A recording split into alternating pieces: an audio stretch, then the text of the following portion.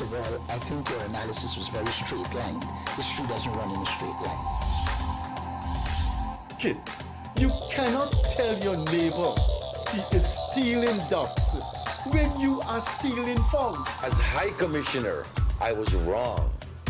As Candacia Persaud, I reacted naturally how any person would have. I did not come here for that kind of abuse. I did not come here for that kind of abuse. If you're going to go along that road, I'll walk off.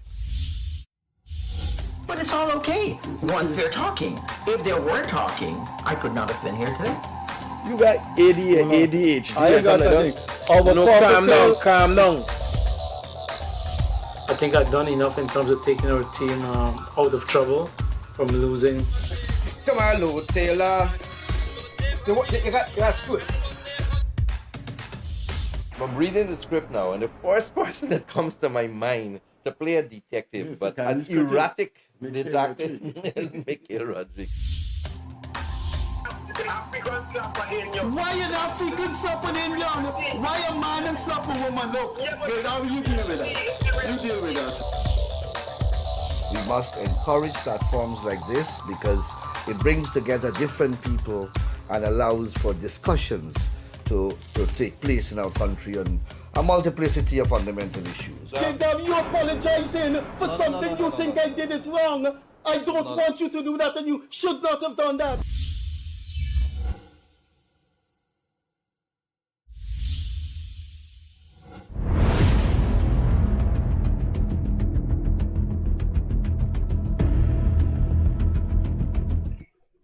Hello viewers, good evening or greetings to you wherever you're watching us from. This is the Freddie Kissoon Show. Guyana is listed as the fastest growing economy in the world, and at the center of it all lies Georgetown City, the capital city of Guyana. And Georgetown is the commercial engine of this budding oil economy. And to reflect that, I guess we need to start fixing things right here in our beloved GT. In my personal opinion, the lack of cooperation between the three main stakeholders, which is the government, the mayor and city council, and the citizenry of Georgetown, leads to many problems, and by extension, a culture that has become countrywide. Before I say good evening to the inimitable Freddie Kissoon, it gives me great pleasure in introducing someone whom I believe has what it takes to lead the city forward into the future on what future cities should look like in this modern environment in which we live in. This woman has the weight of the administration of Georgetown. And I believe that under her stewardship, many things can be done.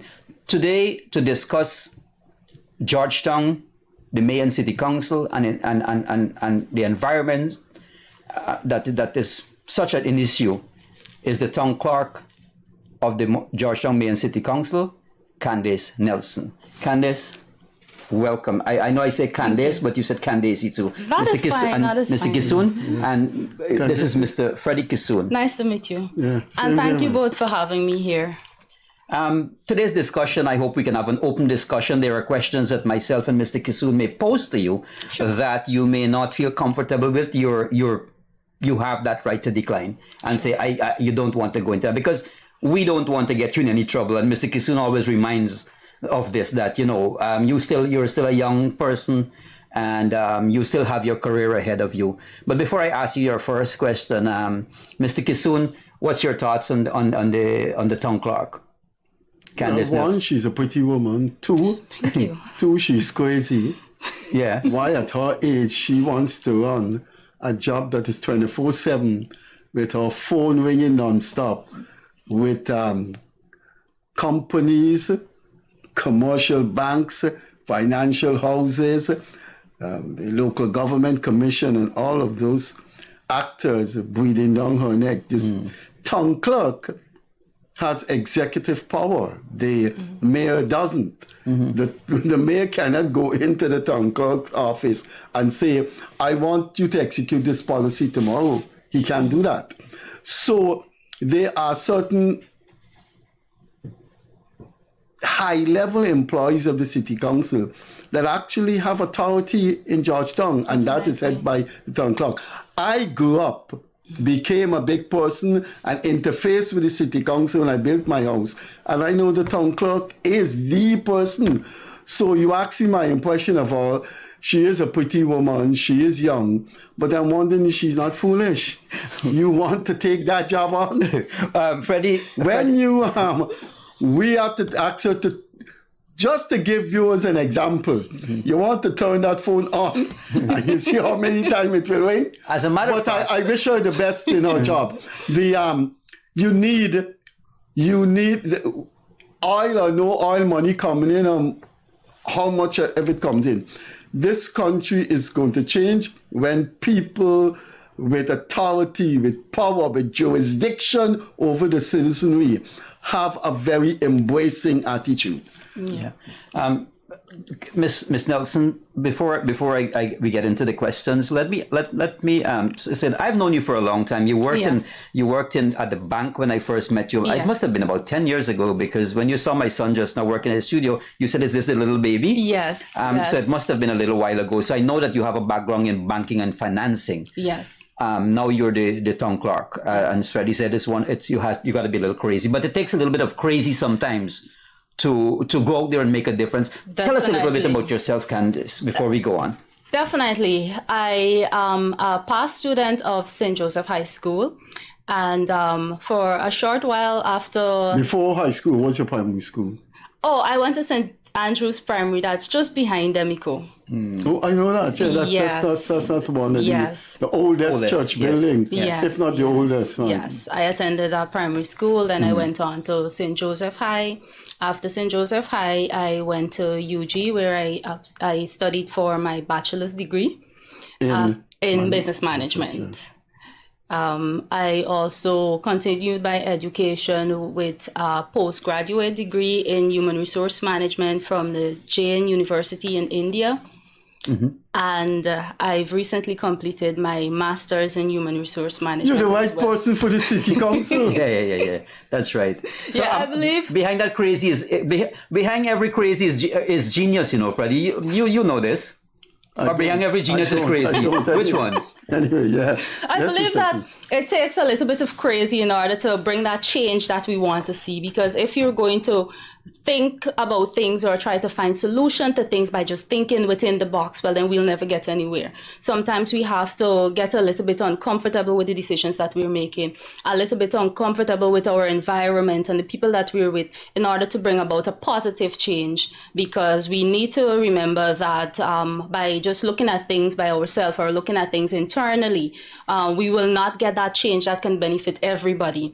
So sometimes you need to think a little bit crazy and you need to think outside of the box, and you might just get just what you're looking for. You're Georgetown or from the outside of Georgetown? I was born and raised in Mocha on the east bank of Demerara. Okay. Okay, that no, the city ends at Agricola. Agricola, yes. Mocha is very historical. Yes, it is. It is. I'm very proud of my village. You still live there? Yes, I still live there. Okay, with that confusion, you go home in the night. In any case, you can't pass it most of the times, well, thanks to Heroes Highway, it's not 10 minutes away. Not so busy after all. Before Heroes Highway, it was quite confusing. The traffic was terrible. It was quite chaotic, to put it in the least. But now with the Heroes Highway, in 10 minutes, I'm at home, the max. So I find it quite comfortable. The highway is Mr. Kissoon, you have the pleasure of the first question to Ms. Nelson. Sure. Well, the city doesn't look good. Ms. Nelson, we have to do something about that garbage. I am sure if you bring somebody that never visited Guyana, Iceland, Greenland, San Marino, because we've probably have visitors from all of the countries, right? Mm-hmm. But those obscure countries, if they come here, they would say, what is this? This garbage is ubiquitous, Ms. Nelson. I must agree with you on that part. The garbage situation in the city is terrible. But then we have to look at this issue holistically. While the Mayor and City Council is trying its best to see how we can clear areas and to maintain those areas, we have to look at the mindset of those persons who traverse our city, those persons who live within our city as well. I really don't understand. That's one of the things that I've always been asking myself. If you're living in the city or you're traversing the city, this is the only city in Guyana, and we're supposed to pride the city that we have. Why would you want to dump your garbage? Why would you want to litter? And the funny thing is, when we travel abroad, we do not do these things. So I believe that we need to look at the mindset of persons as well. While the Mayor and City Council is doing their part, we need to look at the mindset of persons. We need to change our mindset as it relates to littering and to dumping of garbage, because the Mayor and City Council provides free garbage clearance to most of the areas in Georgetown. And when I say most, it's probably like 95% of the areas in Georgetown we provide that clearance to. You don't have to pay for it. It's free for you as a citizen, but it comes at a hefty cost for the Mayor and City Council. All you have to do is ensure that you have proper waste receptacles and you place them outside of your gate on the day of clearance. You get free clearance. But some persons are bent on not abiding by that simple rule in order to keep our environment clean. If the truck does not come on a particular day, well, then they feel the urge to go dump the garbage somewhere. Or if that receptacle gets full before the clearance day, well, then they dump it. And that is not good enough. That is what we've been dealing with. I mean, we spend a lot of money trying to do cleanup activities at various areas around the city. But then you check it back a few days after and you see persons start dumping again. So that's why I say we need to look at the mindset of persons, because it's not like the Mayor and City Council is not trying to clean the area, and it's not like they're not trying to provide clearance. But it's the mindset of persons as it relates to dumping and littering. If we're walking on the road, we buy something to eat, instead of putting our wrappers in our bag or until we get to our destination, then we dispose of it in a proper manner. We drop it on the road, right? So we really need to change that in order to have that clean and healthy city that we all want to admire. Ms. Nelson, my follow-up to you is an experience that I've had last week. And it falls in line exactly with what Mr. Kissoon asked and what the statement that you're making here as it relates to mindset. Mm-hmm. You would have known that I started a new show called Garbage City. Yes. I think I sent it to you in the hope that it helps in some way, embarrasses people and say, look what we do, change mindset. So on Friday last week, we went out to film, not Friday or Thursday, we went out to film, and I passed through Border Market. Mm-hmm.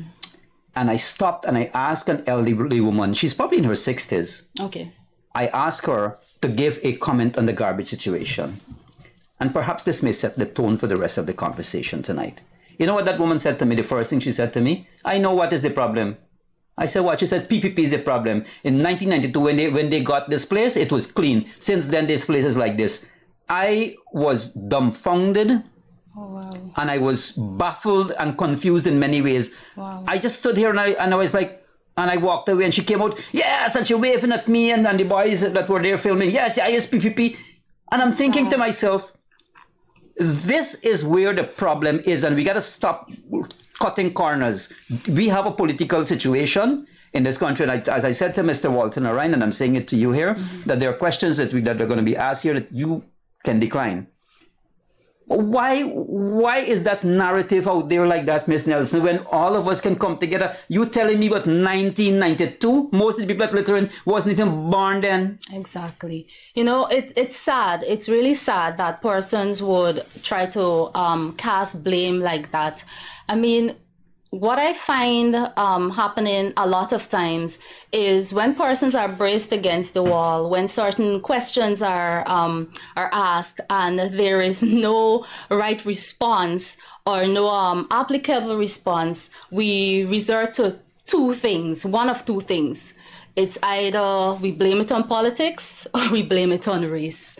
And it's really, really sad that we think that the government is to be blamed for our nasty habit of littering. Again, the government is doing what they can do. The mayor and city council is trying their best as well. But if we as a people don't change our mindset, well, then we'll go back to that. The government can provide persons to clean all the time. If we do not litter, well, then there would be no need for persons to be out there cleaning. So again, it comes back to us. And so I won't exactly blame that on the government. But it shouldn't be. Mr. Kissoon. Ms. Nelson, I grew up in this city hearing one thing about the city. Many things, but the one thing that jots out there all the time is when you send your plan to the city engineer, you got to run and run and run. Ms. Nelson, you are very well qualified in what the urban center should be like. So I don't need to tell you the importance of Georgetown. Hundreds of billions of dollars, maybe reaching $1 trillion, since oil find, have been going up in buildings, people extending their houses. You go all over this place and you see what is happening. Georgetown is the center of Guyana. There may be, when a person, a teacher, marry, raising a family, they can get a house lot, they build a house. The city engineer, this is the cry is it takes long. I don't know if that situation still obtained, but I'm telling you as a journalist, right in media for 25 years, they've always been complaining about that. I took Mr. Milton Bamford, a very patriotic businessman, to the city engineer and said, man, look, how long this man waiting. The Bihari group of company that put their thing, the fast food place, said for months they didn't hear. Has that situation improved? I would like to think you have some jurisdiction over the city engineer. I would like to think you could go into his office and say, look, people are complaining.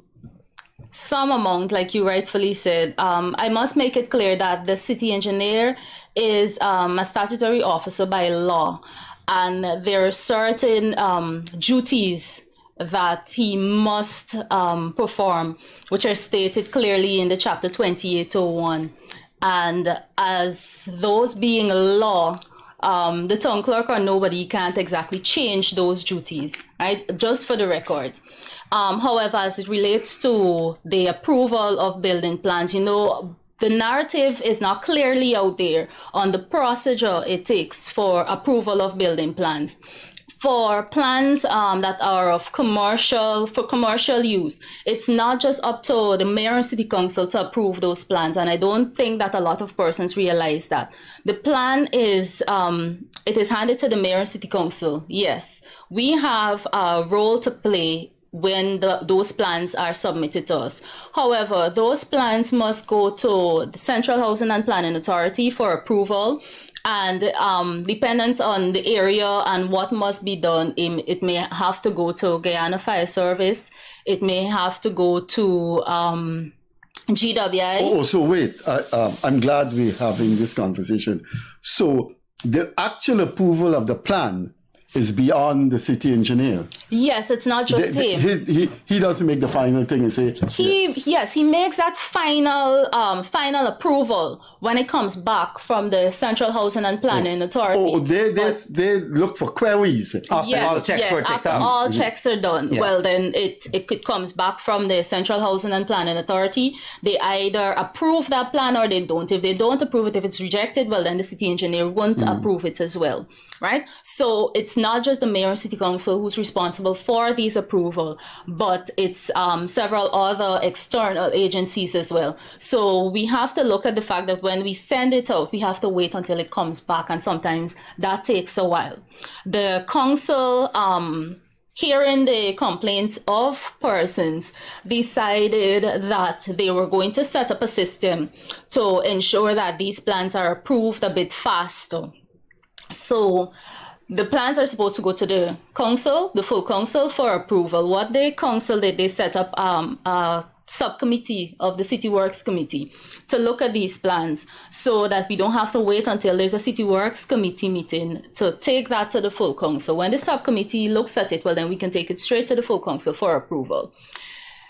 The problem with that comes sometimes, I mean, just recently as last month, I believe, there was an issue whereby the plans came back from Central Housing and Planning Authority, and the meeting was called to look at that plans, have them approved.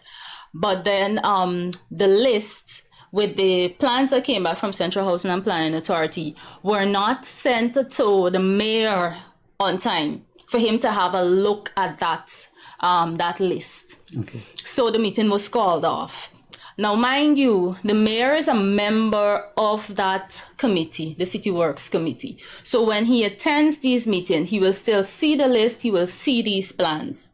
But because the plan wasn't, the list of the plans weren't sent to him in advance, they called off that meeting. And the decision was the list must go to the mayor in advance for him to have a look at the plans that come in. Then it goes to the subcommittee for approval.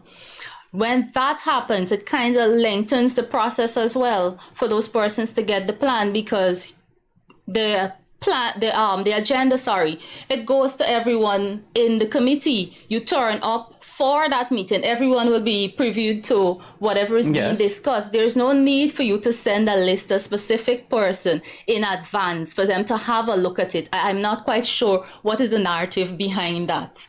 Right, because if you come to the meeting, you will have the information. Bureaucracy, man.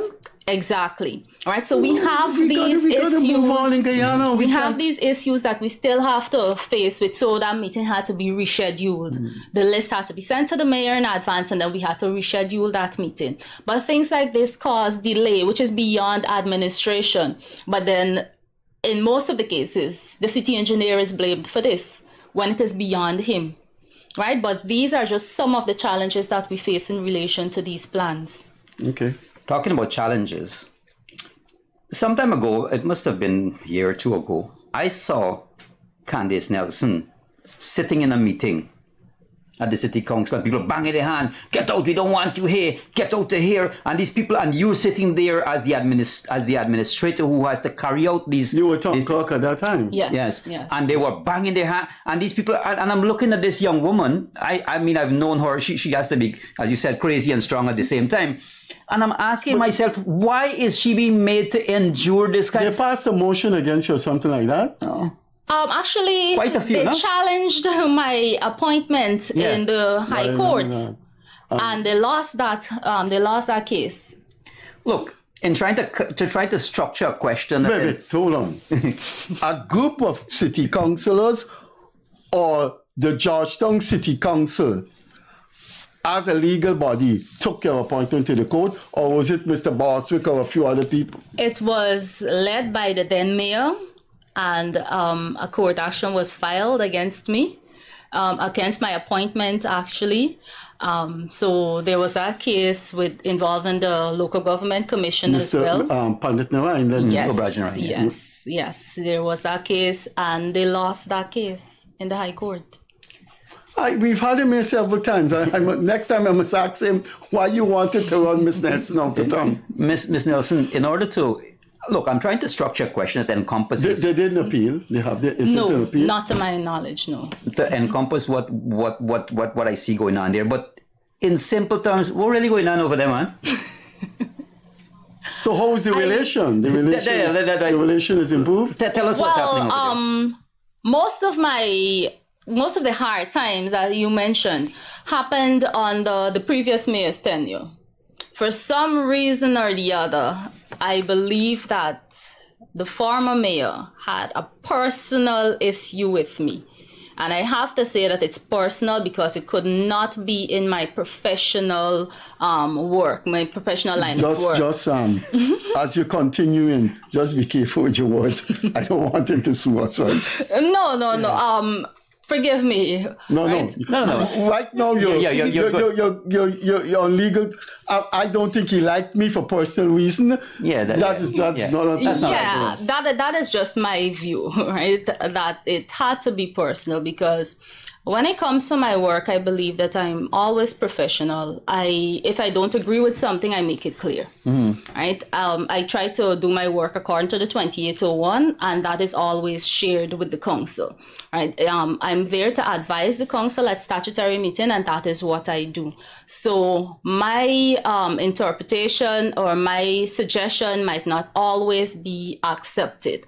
And a lot of times it's challenged. Now, for me, there's nothing wrong with challenging a suggestion coming from somebody, but then it's how it's done. I mean, we need to do things in a more professional manner, right? And like you rightfully said, banging on the desk and everything, challenging my appointment. I am not sure. You felt like quitting at that moment? No. Good. No, I like that. No. Your appointment definitely was not. done by the local government commission, right? Yes, it They was. have the authority by law. Yes, they do. So what was Ubaj thinking? And he had councillors. Oh yes, Who was the deputy mayor at that time? Mentor. Yes, the deputy mayor. And they all was the agreed. mentor They all there. agree with the court case. They were in agreement with it. Freddie banging on the table and demeaning. Nelson must go. Yes. Nelson must go. Yes, all of that. And Nelson must go. And you just sat down there with a hope, I'm here. telling them to go to hell. And you're still I am here. still here. Yes. I am still here. And you're going away. I am not going anywhere unless the local government commission decides that, okay, it's time for us to have a change at the council. Right? But it just shows the authority or the powers of the administration versus the councillors. I mean, the councillors are there for a period, but the administrative staff are there. Yes, they're there continuously, right? So a lot of times councillors, they may join the council and they believe, you know what, I am the powerful one here. Whatever I say goes. And admin, you have to do whatever I tell you. I don't believe in that. I mean, we must work hand in hand in order to get things done. But then at the same time, right, you need to understand your role as a council. Right, you're there to make decisions, to have that broader picture, that broader vision for the council, and that is passed to the admin staff for them to execute.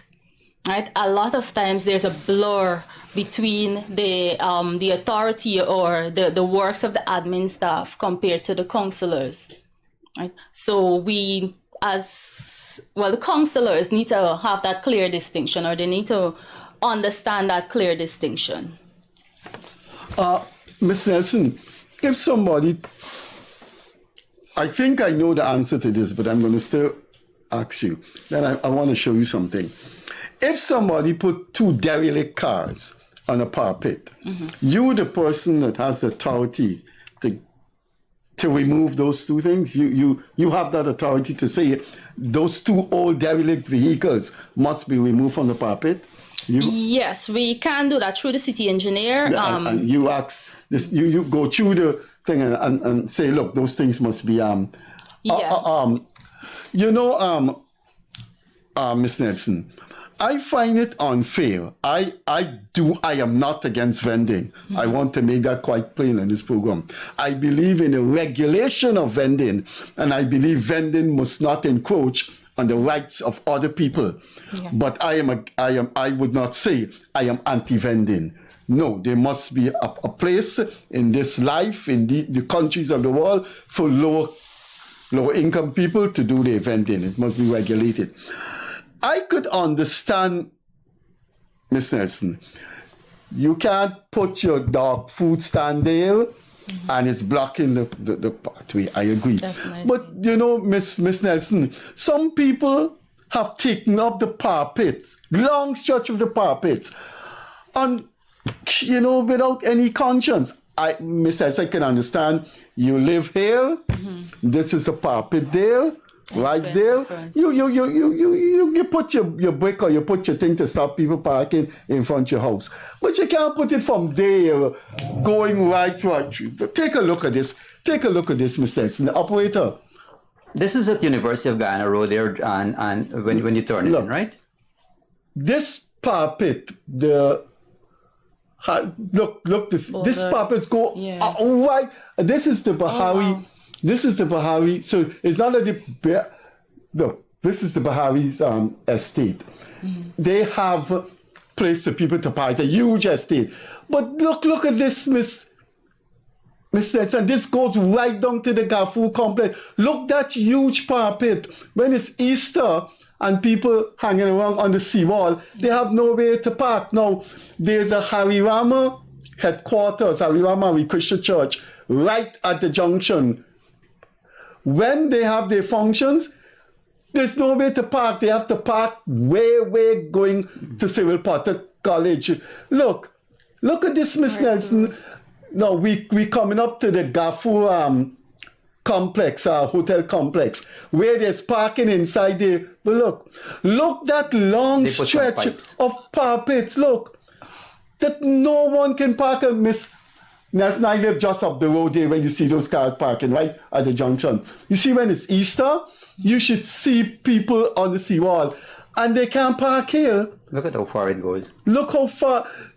As far as the eye can see. Miss Nelson, that is almost just short of a mile of public parking being taken up.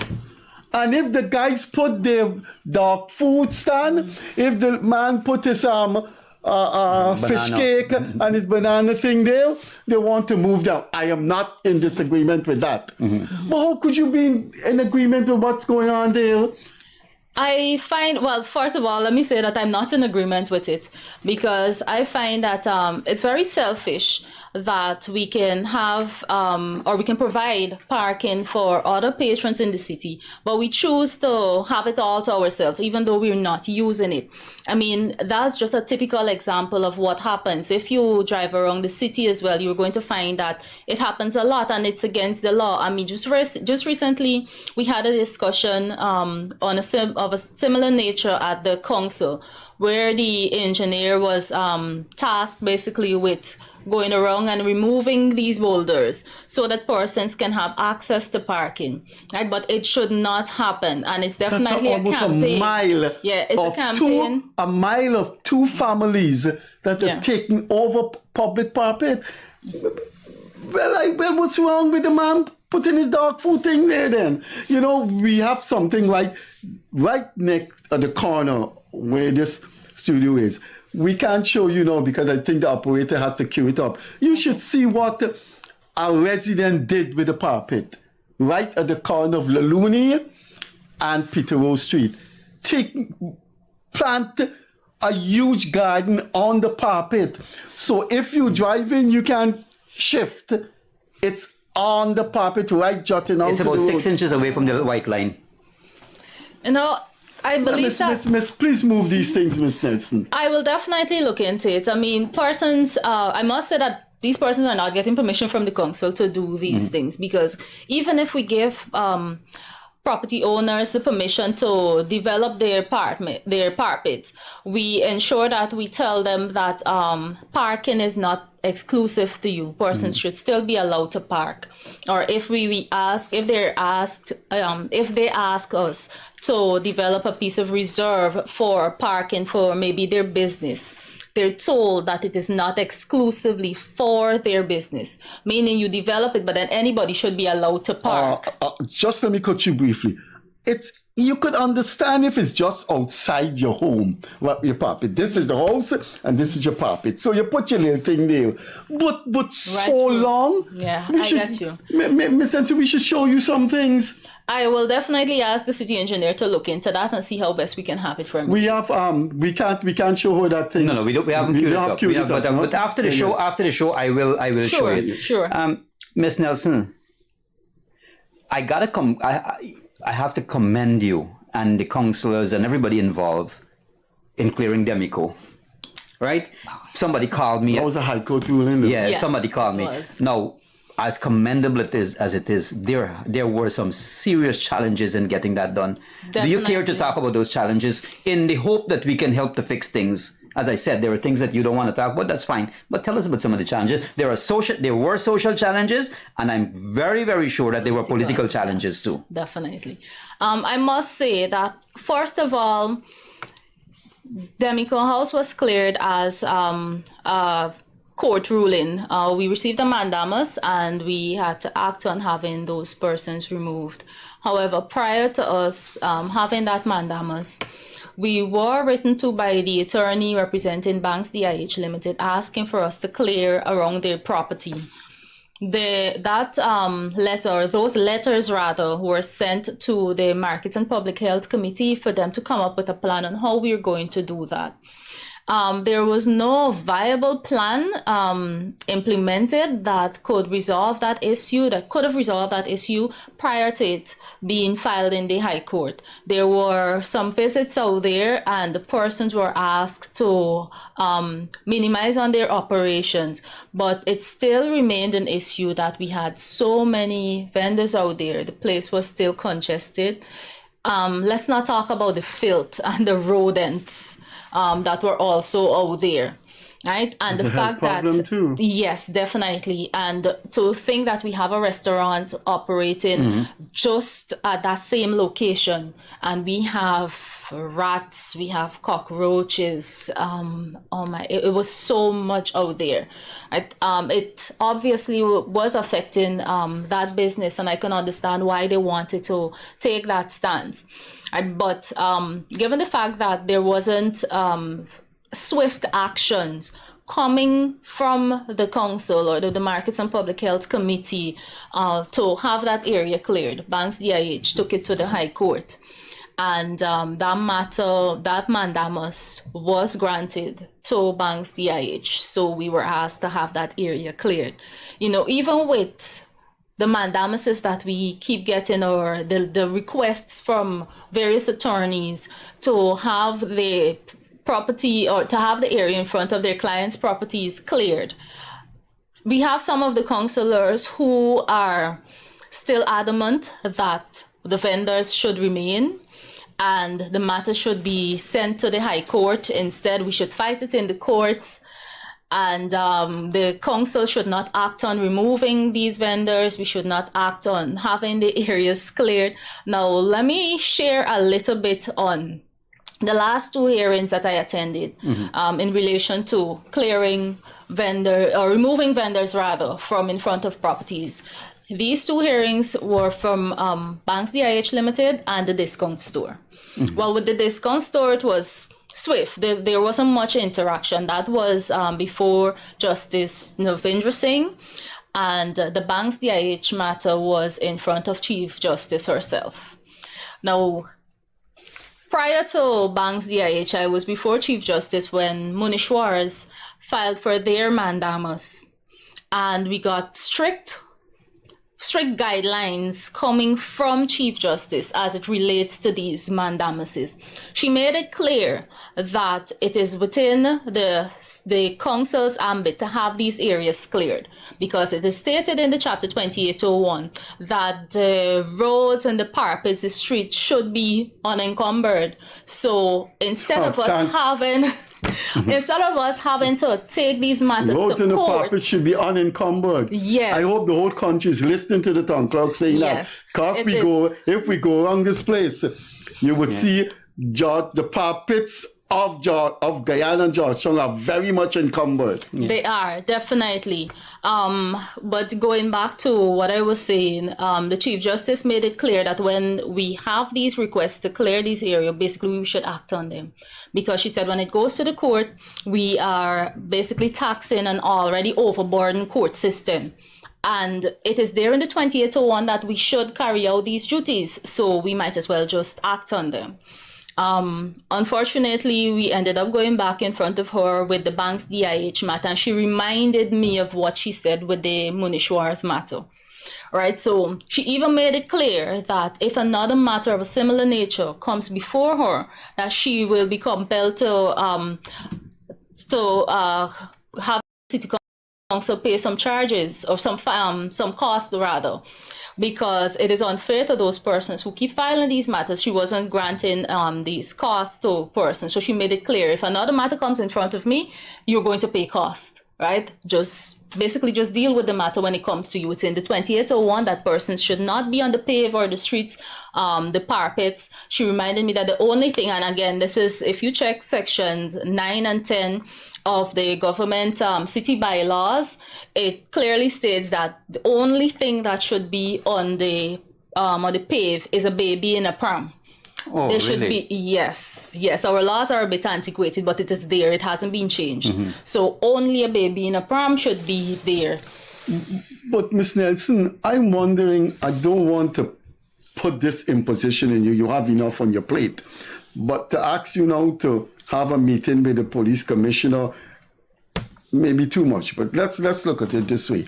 This is the roadway here, right? Good. And this is the parapet here. Yeah. Listen what I saw in my compound, Miss Nelson, where I live. The police was after 2 young men who shot a GTT technician and killed him. And they cornered them at UG Road and they ran into our compound. And you should see, this is the road and this is the parapet. And the police was chasing these men and couldn't pass and go on the parapet and keep you, because the people on the parapet had some huge boulders. Now, if the police and the fire service are moving, those boulders will affect them. Definitely. I saw that in my compound. Definitely. Huge boulders on the parapet. So when the fire engine got to go quick and they see a dog or a cow and they make a little thing in the parapet, they can't go. That thing, those boulders and parapets, they constitute a security problem for police and fire. Anyway, Miss Nelson. And EMTs, emergency technicians, if you have an ambulance has to come to go pick up somebody, that's a big problem. Yeah, you need that space. Miss Nelson should come in my compound. Maybe there's just 3 or 4 of us that don't have these big boulders on our parapets. But you can't, even when somebody coming on a car in my compound and you come in, there's a guy there with a whole set of huge boulders, and you can't make a little left or right on the parapet. The boulders, this thing, you know what's the problem with that, Miss Nelson? And I'm just going to say that and hand over to Akash. There are too many powerful people, too many trillionaires, and too many people with status and power that have those things on the parapet. So it's going to be a problem to remove it. To remove those things. Because they got some very powerful people that when the city engineer send the crew, you're going to get a call, right? Some people got Gandhi and Mandela statue and those things on the parapet, and you can't move them. Akash? Look, the problem that I see there at the city council is that there's a lack of cooperation. It looks like we are going to pull left because you're right. So nobody's being center, leaning right, leaning left. Everybody is being, they don't see you as being center, you're right. So we have to pull left. That is ridiculous, because at the center of it all is a festering sore in a city that we all have to come together and fix. Miss Nelson, what do we do and how do we come together to fix the problem in Georgetown? Sewerage, by the sewerage, when you walk by, I'm sure you walk by Guyanese stores, yeah. Right? You got to jump over, the sewerage is overflowing. Something wrong there, Miss Nelson. That's been going on since you went to St. Joseph High School. But how do we? Yeah, I've seen that thing. How do the political? There are two. Look, the main city council consists of mainly councillors from the PPP and APNO. Yeah. Right? Can't we come together and say, hey man, look, this is the future. This is the legacy of this council to put forward something beautiful. Politics comment, everything. But Freddie, it's baffling, Miss Nelson. I would be happy to see that happen. I would be thrilled, because then it would make my job easier as well. I won't have to be the one stuck between either pulling left or pulling right. I mean, I I'm always professional in my opinion, professional in my job, but then politics, I'm working in a political environment, right? And politics has a lot to do, it has a lot to play with the decisions that are made at the council, unfortunately, because a lot of times, instead of making decisions that can benefit the city or looking at the citizenry and making decisions for that, a lot of times decisions are made that are political. Right. And there are lots of other things I believe can be achieved if we put aside our political affiliation and work together, pool our resources. I believe that there's so much that we can achieve. But that seems to be a very hard thing to do. Your daily life at the council is a hassle? Yes or no? Yes, So, it is. So one of these days we may miss you. You're gone in the oil and gas industry or somewhere. I mean, there's only so much people can take. You have a family? Yes, I do. I have 3 children. And so after that hassle, instead of going home in peace, you're going home with a lot of burden in your mind. I try not to. I mean, it's once you... You gotta be strong with those councillors, Miss Nelson. Just you know the saying, damn if you do, damn if you don't. Just go ahead with that. Before you continue, I'll tell you this. When me and Mr. Kissoon were talking last week, and he told me Friday evening when we finished our program, he says to remind you, I said, Freddie, I'm going to give her Friday evening and Saturday and Sunday because I know young mother and I know what she's dealing with. Let me give you some time. I know you promised to come on the show, and I think it was Sunday evening or Sunday we confirmed. Yes, definitely. It's hard. It's hard because... It's hard? That's an understatement. You shouldn't, but just don't let that bother you, man. No, I have my own coping mechanisms, to be honest.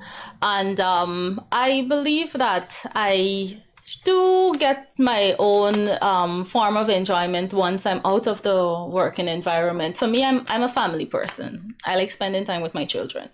So once I reach home and I'm with them, it helps me to unwind my day.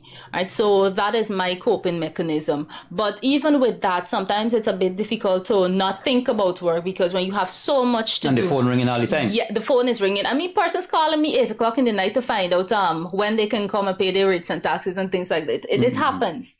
But like I said, you have to find ways of dealing with it. You have to. There are times that you might be sleeping and then you remember, oh yeah, I was supposed to send this document here, or I was supposed to call this person. It's something that you have to learn to deal with. You find that over the years, the councillors were all right when it was a town clerk that was from a political environment that was partial to them. But now you have a neutral public servant. They have a problem with that? I believe so. I do believe so. Then you find a person's try to label you as well, to paint you with a brush. Once they don't agree with you, you're PPP. Exactly. That is exactly. And it started under the previous mayor. I mean, like I said, I try but my the mayor best comes on this program and you believe he's a man that is professional. No, I am going to deal with him next time he comes here. I've always dealt or done my work professionally. But as long as your suggestion, your recommendation does not align with what they expect you to do, then you're painted. And they try to bring you down as well with that. Oh, you're not with us. Right? And they try their best to bring you down so that others can see you in a different light as well. That is what I've experienced over the years. But what they want you to do for them, unprofessional things that are against the law. And I cannot. They would say, Miss Nelson, cannot do that. Miss Nelson, man, don't worry with the code thing. Though they exactly. would let them people actually, we've had decisions done that are similar to those. Decisions made that are similar to those. But as long as I know that something is against the law, I will not do it. You could end up contempt of court. Exactly. Right? I cannot do it. Miss Nelson off to jail. And I don't like silver. Sorry. I mentioned earlier that at the end of the term, the councillors, they go. The administrative staff, they remain. Right. So if I should execute certain decisions that I know are not right, but then I'm trying to have a good relationship with you, so I decide to flex about it. There will come a time when I will have to answer. You might not be there. you already made your decision, you accepted what was done, you're happy with what was done, but then I have to stay to face the fire, and that is not fair, and I will not put myself in that position. If I know that something is wrong, I will not do it, and I will make it clear that I will not do certain things. Right? So there's always that. There was that issue with me whereby I was very plain in saying that I will not have certain things done because it is not right.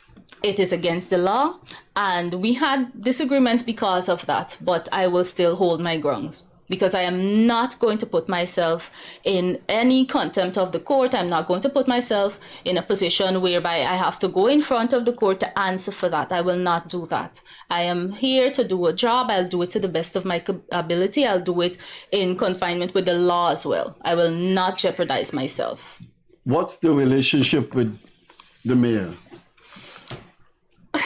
I've known him a long time. I would assume that he has an open approach and he's not this political animal that just going after people. I know him a long time. I don't see him as that. But I knew him when he was out of power. He's in power now. To be honest, if I should say, well, I will say, he is a much better person to work with compared to the person we had before. And the man's a bandit, a man of the cloth, a religious. You see how life is ironic? There are so many persons who profess to be religious persons, but then if you check behind the scenes, it's totally different. We try to give persons an impression that we are so religious and they should believe in us, they should believe everything we do. But then it's not always like that. I'll say no more about that. Yes, please do, so we can rest safely rather than walking up the court step. Right? Yes, but the current mayor is a much better person to work with. I mean, he's open to suggestions. As admin, I can always call him and tell him, okay, there are certain things that you should not do, or we should change this, and he listens. He might not always accept what you tell him because remember, at the end of the day, he has a political party that he's answerable to, right? But he is somebody that you can have a conversation with, unlike the person we had before. You can actually talk to him. But there's, of course, in everything, there's always a pro and con. I mean, we're not perfect. We all have our flaws. Right, but the bottom line is he's somebody that I can talk to. Let's put it this way. The previous mayor hassled you. This one terribly. Terribly? Terribly. I have to get him back on this I don't want to ask you to share a panel with him, but if you agree, I will get you and him together if you agree. But you may not want that back and forth. Huh? It doesn't have to be in a back and forth. It can be a debate and it can be discussions taking place as we move things forward. To be honest, I have already put that behind me. I believe that was something that had to happen in order to make me a stronger person. Because I was telling somebody just recently that when I first took up this post, first of all, it wasn't something that I wanted. Anyway, it was offered and I accepted. And I always tell myself that there's a reason why certain things happen. I was very weak at first, I must say, very weak. City Council made you strong. I'm a much stronger person. I deal with these ridicules much better. And I'm thankful. They attacked you personally in the council? Personally, my life was threatened. Wow. Yes, I got threats a lot of times. From councillors? Not necessarily from councillors. But councillors would be personally insulting to you. Yes, that was a normal thing at the statutory meetings. That was a normal thing. I mean, there were times when I can remember asking the then mayor to talk to his councillors because of the remarks that were being thrown. And he would just brush it off as I didn't recognize the councillor, or the councillor did not call your name, and things like it was just brushed aside. There was derogatory statements? Yes. I'll tell you this, Ms. Nelson. The mayor has appeared on this program several times. I think either 3 or 4 times. What you have said there will certainly people will certainly start to look, but people will certainly start to have questions. I didn't know this. I'm telling you this. I know the mayor. I didn't. That's why we find these programs to be so important, because when people look back at it, I tell you this, Ms. Nelson, what you were saying there about Ubraj Narayan, I have no idea that Ubraj Narayan was this kind of personality. But I'm glad we kept it legal, so we won't have any lawsuits. Yeah. Ms. Nelson, let's look forward. I'm sure you're putting together a master plan for the city. I'm sure the councillors and everybody at City Council is working towards something. What I know the rollout might be difficult because of the challenges and so on, but at the end of the day, look at you. It was fight or flight. You stayed, you fight. Yeah, definitely. And I know you're a fighter. I've known you to be that. What are we going to do in the future? What are some of the things we can expect to see out there? Well, to be honest, Akash, just recently I appeared on another program, and that was one of the things that I mentioned at that program. I have been saying it at the council, and I haven't yet seen that happen. But I'm still awaiting a holistic plan coming from the council that I can share with the citizens of Georgetown to say, well, okay, this is the direction that the mayor and city council would like to take for the next 2 years, or maybe for the next 3 years, or even a year. I have not seen that plan coming from the council. Hold on. That is something major. All the noise and all the knocking down and so on, and you mean to tell me the council can't come together to start working on a plan for the city, but you're coming together for fight them? There is none. There is no strategic plan as it is right now. And I had to mention it because we are in the process of completing our 2024 budget. And I mentioned it before you do a budget, we should be working towards something. We should be budgeting for something. But there is nothing. That vision is missing. And that is something that should be coming from the council, but it is not there. So in the absence of that, you find that what we have for a budget is basically just a framework for spending for the next year based on previous years. Right? And you're not taking inflation into consideration there, really? No, I mean, just I think it was last week or the week before when that draft budget was presented, there was a lot of discussions, and I believe that it was one of the PPP councillors who mentioned just what you you mentioned, having to cater for inflation. And the treasurer is now going to work on having those prices or those figures adjusted to include inflation. But that bigger picture is missing. I said it before and I'm going to say it again. We are putting the cart before the horse because we should have a vision first. Then you plan your budget to achieve that vision. We do not have a vision, but we're planning. I'm not quite sure what we're planning to spend on.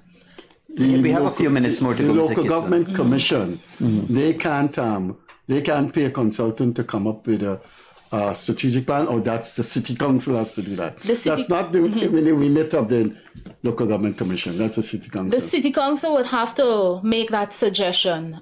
Just yesterday, it's funny that you actually raised that, because just yesterday at statutory meeting, our human resource manager, Ms. Sherry Jerrick, mentioned the fact that we should look at having a consultant coming to look at the right sizing of staff at the council, the human resource aspect of it. Right, so it hasn't been decided on as yet, but it's in discussion because she was actually doing it.